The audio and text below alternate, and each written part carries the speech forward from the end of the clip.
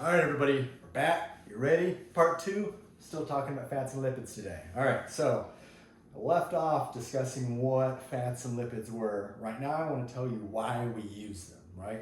How are they building blocks and how are they used for energy? Because really, the reason we eat, other than, we want something tasty in your belly and on your tongue, is because we need raw materials to build stuff and we need to break those bonds to make energy to use the raw materials to do stuff. So just trying to keep this as fundamental, as simple as possible. Once we've got a good foundation, we can build and start getting more complicated and explaining how the body works. But right now it's just, if you feed and water and you move a little bit, things work. But they work because all the foundational structure stuff is in place. And when it's not, that's when you get these disease symptoms, right? So let's dive into the simplest aspect, the cell. We've got billions of cells throughout our body. We're constantly recycling them. New skin every 28 days, new stomach every couple of days, right? It's like every 7 years, you've kind of replaced most of the cells in your body with a new cell. Sometimes you can break a cell down and use those replacement parts, but it's not 100% efficient. So we need to eat food that gives us the right replacement parts. The membrane of every single cell is just a bag of fat. That's all it is, just a big old bag of fat. Well, the nucleus, which holds our DNA, it's a bag of fat that makes sure that the DNA stays where it's supposed to. Your mitochondria, it's got a low pH. There's lots of acids in there that could do damage if they left. So we need a fatty membrane to make sure that they all stay where they're going. We also use fats for a lot of communication. So it's almost like the road and your car. Because anytime that your DNA is going to make a protein, the DNA makes a little copy of itself. That leaves the nucleus, goes into the ER, and from there it makes the protein, and then it transfers the protein in these little bags of fat to the membrane or to other organelles or to other places in the body, or it can leave the body. Once it's at the membrane, it can attach to the membrane, kind of like oil droplets in water, right? They can all coalesce into one bigger one. It's this passive, very low energy process, and it makes sense for the body to use fat to transport things from the inside of the nucleus out. And sometimes it brings stuff back in. Again, it's not 100% efficient, so you need replacement parts to help transfer those proteins where they're going, or anything else that's leaving the nucleus to the membrane or back or these other organelles. So the membrane needs to be made out of material that's adaptable to growing and shrinking and adding new things in, as well as transporting and moving things around, communicating with other cells or with other types of tissues. So the membrane is made out of fats, right? We've got this phospholipid bilayer. Phospho, it's a phosphate. There's a couple oxygens attached to it, and then one of those oxygens is attached to a fatty acid. As in my last video, the fatty acids are mostly just carbon and hydrogen. Some are saturated, they're usually straight. Others are unsaturated, so they've got a bend, they're a little kinky. And they can be omega 3, 6, 7, 9, whatever. Well, that bend or that kinkiness creates little pockets, space in between, and that's often filled up with cholesterol. So cholesterol is a necessary building component of our cell membranes. They allow for this membrane flexibility, so our bodies can increase temperature and then they'll remain intact. It allows us to put new proteins and things into the membrane or to take it away. And it's a raw material for making tons of other stuff in the body. So in the event that part of the membrane has to go somewhere else, you're shipping it with all of the materials it needs to make the new thing wherever it goes. So taking something like a statin that inhibits cholesterol, you're removing a building component from the thing that you're building, which is the future body, your future self. Cholesterol, we're gonna make that its own little video, but right now it's a building component. It's mostly lipid-like. It does have a little polar head and a cool little tail. But the takeaway is that we have these membranes that are fat. You've got a fat that comes this way, a fat that comes this way, and then some stuff in between. And they house these proteins. Some proteins are channels, right? They allow things on the outside to come in or vice versa. I like to call the Gatorade effect, or I like to call this the Gatorade effect. It's one of my favorite examples. So the idea is that you throw a little bit of salt, a little bit of sugar and water, and all of a sudden you get better hydration and you got more energy. Well, fundamentally what's happening? Whenever a glucose molecule is going to enter the cell, a sodium comes in with it. Well, now you've got extra sodium on the inside, so you're changing the osmolarity. So a potassium has to leave through a different membrane protein. So if you're exercising and your body's either breaking down its glycogen to do another set or do another run, and or you're bringing sugar in through eating it, a little packet or whatever you're doing, then for that sugar to get in, comes in with the sodium, and the potassium leaves. Well, if you're sweating, then the potassium's gone, and at some point you start to cramp. So they're like, oh, you need to eat a banana to get more potassium in. It's because to get sugar in, the potassium has to leave to balance out the sodium. A lot of long distance runners and other people are seeing a tremendous amount of success using ketones. Because when a ketone or a fatty acid enters the cell, it uses its own membrane, like transmembrane protein, that doesn't require a sodium. So now you're not worrying about this ion exchange and the leading to cramping to get energy into your cell to then process it, chop it up, and do what we do with it in order to power our cells.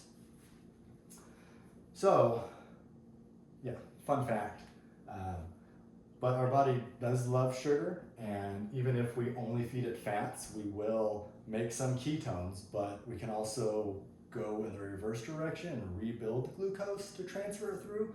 Our body does like to have a resting state of glucose. So keep this in mind for those that are going hardcore carnivore diet, which is all protein. Like, the body likes to have glucose present. It's just a relatively small amount, so way less than a 12-ounce soda. We'll just leave it there. So it's not that glucose is bad; it's that too much glucose is bad. We'll get back to this. Check it out. So glucose comes in. Okay, other transmembrane proteins don't actually let something come into the cell. So let's say you've got your little insulin here. Insulin binds to the outside of the cell, changes the shape of the protein, and that communicates to the inside other proteins that then change and begin communicating and signaling to the inside of the cell. So insulin never actually enters the cell. It's a communication molecule. You taste something sweet, your body says, oh, sugar's on the way.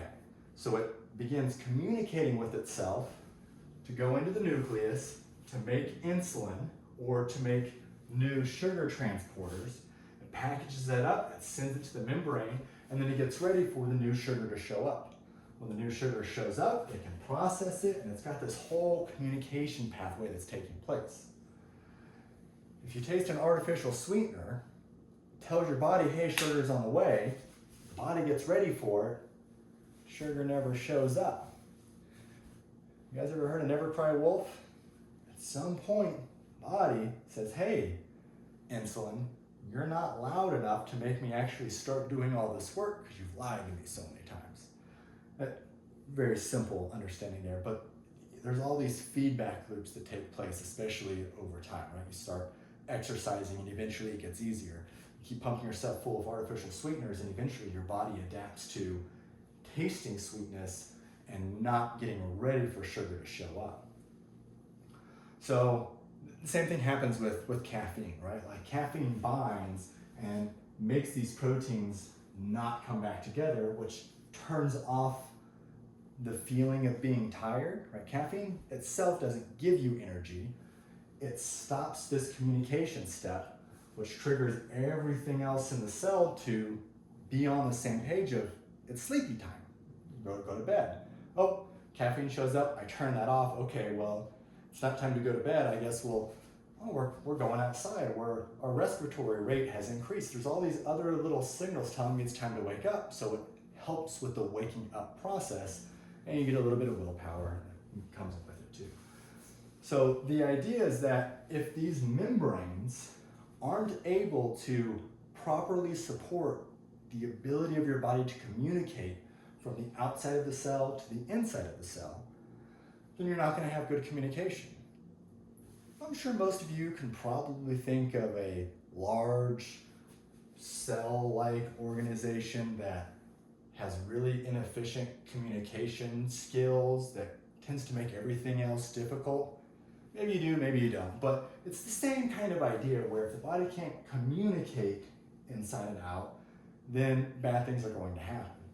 And if the membranes aren't docked just right, then if an insulin binds, but your membrane foundation kind of sucks, the communication may not properly go through, and then you start getting these really small changes because, well, there's too much omega-6 in your diet, so you couldn't make a good membrane. So now you're not able to get the things there that do the communication, and it's like hiring someone that can't actually do the job, and then you wonder why the job doesn't get done, and now you're creating inefficiencies. You need the replacement parts to build the right things. The other part of this, tying in the communication and the building materials and how our body ties it all together, is when you taste something, your body gets ready for it. Remember the sugar, glucose, insulin story? The same goes for any type of food. If you taste protein and you taste carbohydrates or lipids or some kind of polyphenol or something bitter, as you're tasting it, your body begins communicating to the rest of itself, hey, this food's on the way. Some of that food, as you chew it, remember grandma saying chew 100 times or chew 100 times, or whatever your grandma said? The idea of chewing your food is giving yourself time to absorb some of that food under your tongue, to send the signal to the rest of the body, so now the body can get ready. Because before you started eating, your body was doing this thing over here, and it says, oh no, guests are on the way.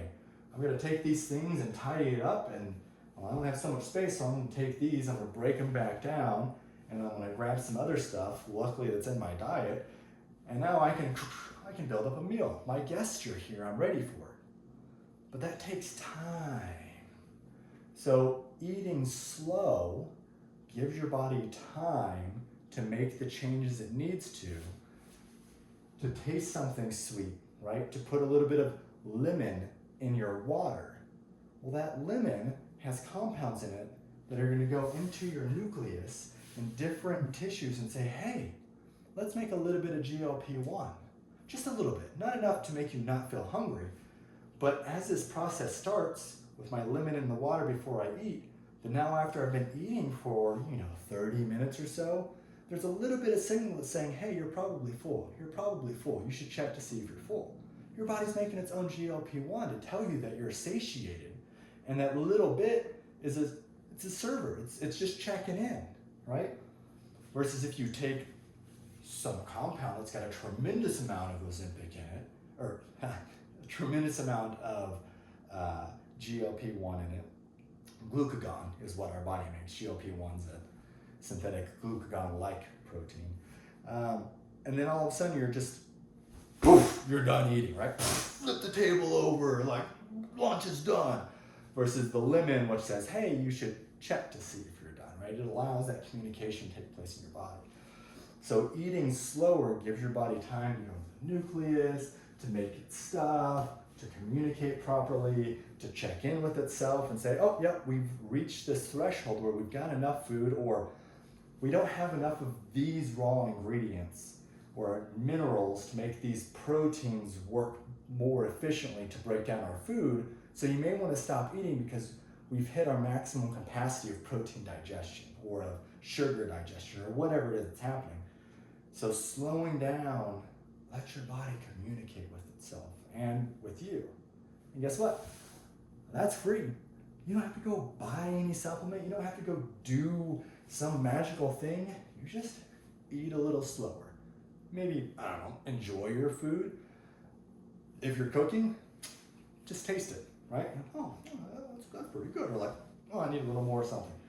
Tasting as you go, again, it's telling your body, hey, this stuff's on the way, so we can properly communicate with itself. And as long as you've got the good scaffolding and everything present, then your body can do that. But if you're missing something, like not enough cholesterol or not enough saturated fats, then your body's inefficient and it's going to cause inflammation, and that can lead to other issues, right? Where it's one big system, one thing's kind of weak, and you start putting pressure on it, like eventually something's going to break. So there's your general takeaway of lipids as far as building materials, right? They play a huge role in the cell. They also allow your body to transfer energy from one cell to another cell. Your LDL and VLDL, which is the saturated fat and the unsaturated fat, it's the same. It's the same stuff. The cholesterol, it's the same. The LDL and VLDL is the packaging, right? It's very low density protein, right? So if you've got a big surface area or a small surface area, right? It's the packaging, it's the protein on the outside that we're using to distinguish or relate to being present in one place or the other. The last time I checked in physics, if you take a basketball and you shrink it down to be two smaller spheres that are the same volume, but now two smaller portions, you've increased your surface area, which means that they're smaller, but it's the same amount of stuff. So there's some videos, we can talk about it later. I'll tie that in with cholesterol, right? There's this relationship between the packaging and how our body sees stuff, but the actual fat that's inside is the same. It's the packaging that's different. That was a side quest. Let's get back to this. So we eat food for replacement parts. We also eat food because we need energy, right? Our happy little sun shoots these little photons, they fly over to the earth, and then our plants or algae or whatever will grab CO2 and grab CO2, and then it takes some sunshine and it makes a bond. And that bond becomes sugars and starches and other plant material. And we either eat those plants or we eat the things that eat those plants. And then when that food gets into our body, we chew it up, goes into our circulatory system, and then when it gets into our cell, we break it down further.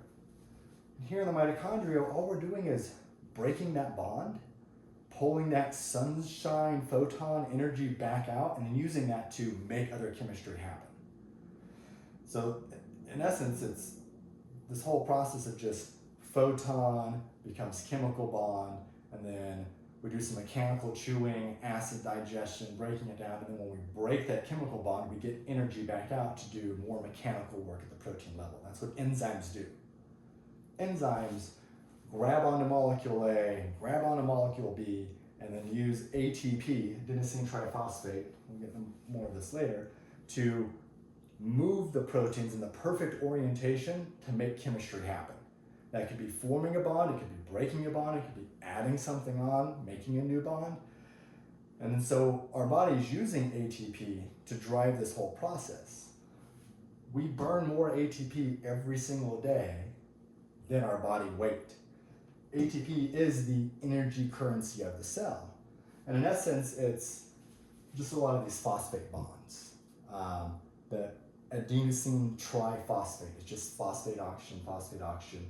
It's a lot like magnets. So in the first video I was talking about magnets that come together and they're stable, but as soon as you move it, they'll, strong magnets will quickly find equilibrium. So the same thing's happening when you break that phosphate. Those oxygens have negative charges. So they're stable and you get them too close to each other and they'll push away. That chemical pushing away is what causes the mechanical protein to move, and then that drives chemistry.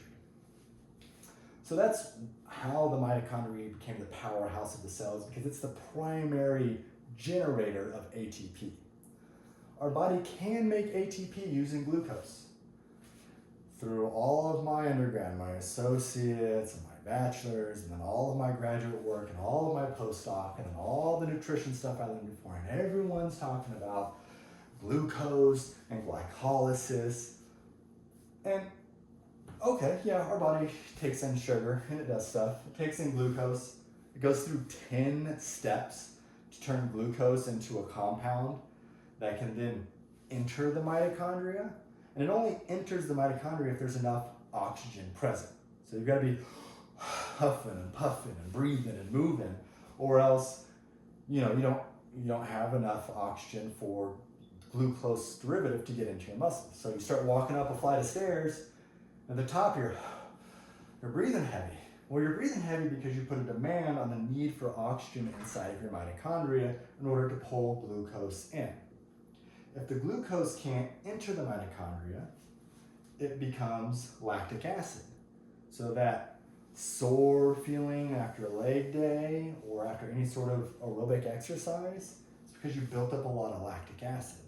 It's part of the reason people love baking soda, right? It neutralizes acids. You got a lot of lactic acid, you just put a little baking soda in your water, and then, well, what do you know? You've neutralized all these acids. You've mitigated the step, and guess what? Baking soda is cheap.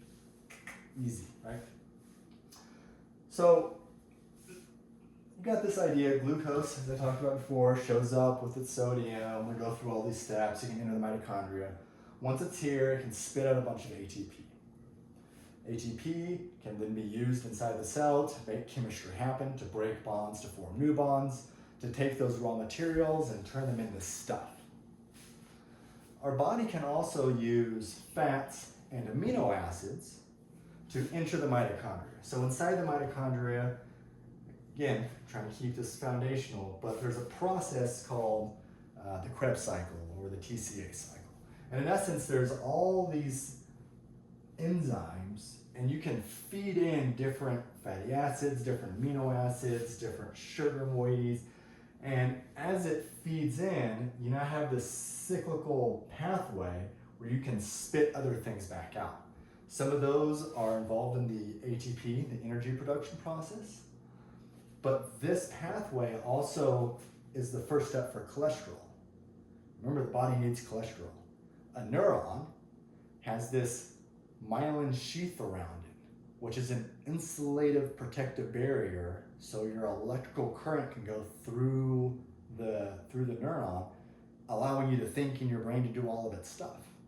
You don't have enough cholesterol, you don't have enough insulator, and all of a sudden, it's like plugging something into the wall and you get shocked, right? The brain can't work right, it's creating inflammation and all these other issues because you don't have the right protective barrier, right? And we know that there's different gene mutations that don't allow for proper neuronal functioning, and that increases your likelihood of being depressed and needing all of these other, well, not needing, being more likely to obtain these antidepressant compounds because, again, there's something fundamental that's not working.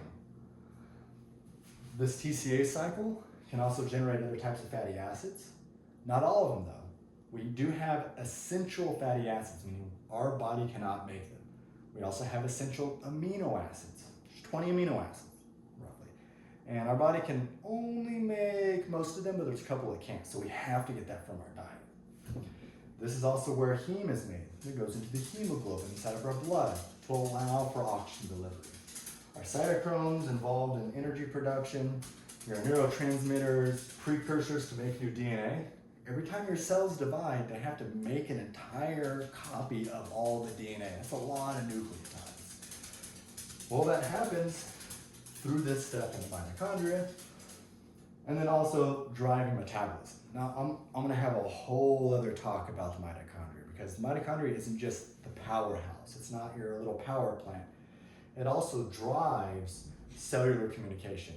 It generates all of these different precursors that allow you to communicate with your body. It makes different hormones, it makes different building materials, it starts all of these processes. So if the mitochondria is not functioning properly, or the mitochondria is getting this somewhat inefficient energy source compared to some other ones, then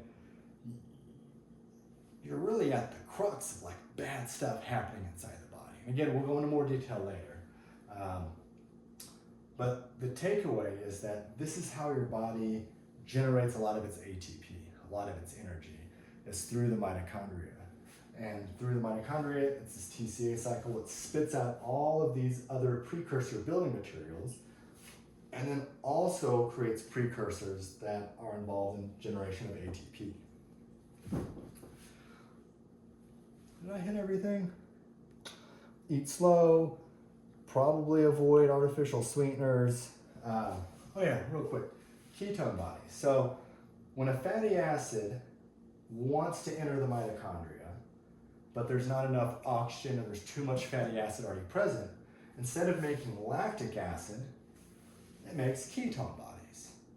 Ketone bodies are all the hype right now. People are talking about how great they are, right? If you're doing any sort of fasting, your body tends to break down its fat stores, and when it does so, it's making these ketones.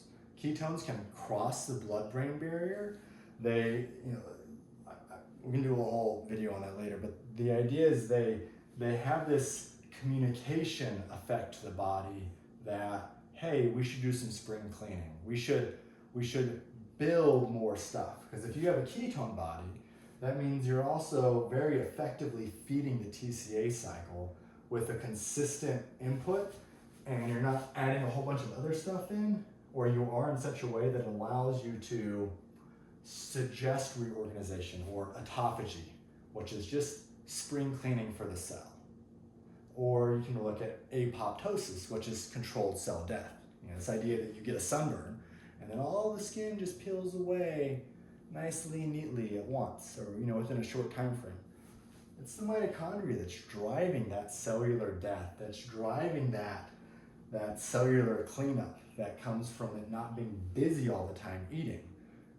If your body is constantly taking food in and then trying to do something with it inside the cell, there's only so many mitochondria that can turn it into new stuff. And if you can't make the new membranes and you don't have things operating efficiently, then your body is going to want to say, man, I'm tapped out. I'm going to save this for later. So then it leaves it as fats or converts it into fats and then goes and puts it in a fat cell, your adipose tissue, which is just a cell that looks like this, except everything's crammed to the side and it's all just fat. And that's I'll get back to it later, right? This is underneath your car seat. This is your closet, or like underneath something else where you're like, I'll get to that later, right? Not eating or going through periods of time where you're not telling your body to digest food all the time gives it the opportunity to build new things. Instead of making energy, it can then funnel into all the other stuff, using those raw materials to build something versus talking to everybody and getting everything set up. So this idea that there's a lot of communication that takes place, eating slower is incredibly valuable, getting in the right types of fats and a distribution of those fats, which one of the best ways is eating whole foods and not just things that come out of a package. And so this really allows for generating the right building materials so your cells can function properly. If your cells are functioning properly and they can communicate and they can pull information in appropriately, then they can do the things they want to do, which is thrive and make the right proteins. But when you start getting limited in certain things, or your membranes are all jacked up, then your foundation is not as efficient. I'll also point out that I read this awesome article the other day where they were showing this association between chromium and insulin sensitivity. And they found that chromium, this mineral, a trace mineral on the periodic table that used to be in soil, so those plants that were growing were pulling things like chromium in, and then from there were integrated into our food and then into us. That chromium can bind to these insulin binding proteins, and it increases the sensitivity to insulin. So remember, insulin doesn't go inside. It shows up, it says, hey, I want to communicate. It says hi, it does its thing, and then it floats away to another cell to bind to another insulin receptor. So if it has to hang out here for 30 minutes for an entire video, man, it takes forever. But if it can just quickly show up and say, hey, I'm chromium. I'm here to help this whole process. Hey, you, I want you to meet my buddy. Boom. Okay, you guys talked. All right, everything's good. Exchange numbers. Bam. Insulin can now leave, go on its way. So minerals, their job is to bind to proteins and make the proteins either work in the first place or work more efficiently. And because those proteins are embedded in the membranes are jacked up and the metals can't bind, and the communication is even worse than it was and can't be made better. So just going back to that idea of how minerals, the essential fatty acids, and the essential amino acids are so important for the body. So next I'm going to dive more into some cholesterol, into the impacts of these ketones. And what I'm excited about is amino acids. The majority of my PhD was looking at how proteins change in microgravity, or a simulated microgravity, and how they're regulated. So really, proteins do all the work in the cell. There's some passive things, right? So this idea of like fats traveling, but sometimes those are on protein scaffolds to help move them over, or help also create a structural rigidity here. So with that, till again.